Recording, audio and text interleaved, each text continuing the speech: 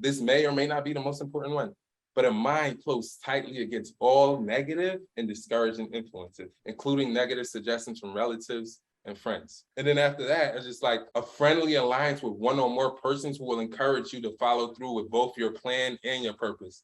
I promise I had accountability partners all along the way. Like they changed as I went along, but I had, like, I literally remember when I quit my job, like, this is not gonna work. This is going wrong. This is gonna go wrong. And I was just like, Ben, you're only looking at everything that's going wrong. You didn't consider the upside.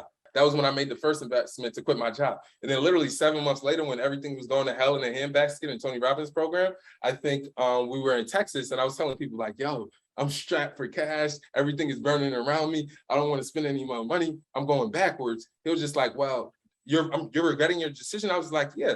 It was just like, yo, would you be where you are now if you didn't quit your job? I was just like, no. Could you always go get a job? My mom was telling me I couldn't, but I actually could. And it was just like, yo, what would happen if you actually just kept going?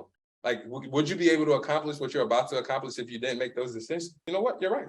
There was no way that I was going to make 6 figures back where I was. And there is a possibility that I can make $100,000 a month if I just keep going. I'm going to keep going. And I promise you, that was the month that I spent. Like, I literally saw my bank account going ham, like going down. My ads wasn't working. Instead of stop spending money on ads, guess what I did?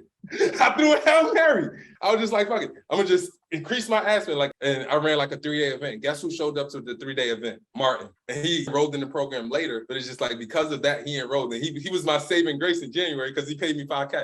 I didn't spend his money until he joined the program. But from that decision in November or October, he enrolled in January when I actually needed the cash. But if I didn't throw that Hail Mary, he wouldn't have came to my 3-day and then invest later. And Martin was the first one to do 10K in 90 days in my program. So write this down. I got this from Alex Ramosi. He says, throw a Hail Mary and the universe will catch it, right? So it's just like, ask yourself, do you have all 4 of these things? If not, you find a way.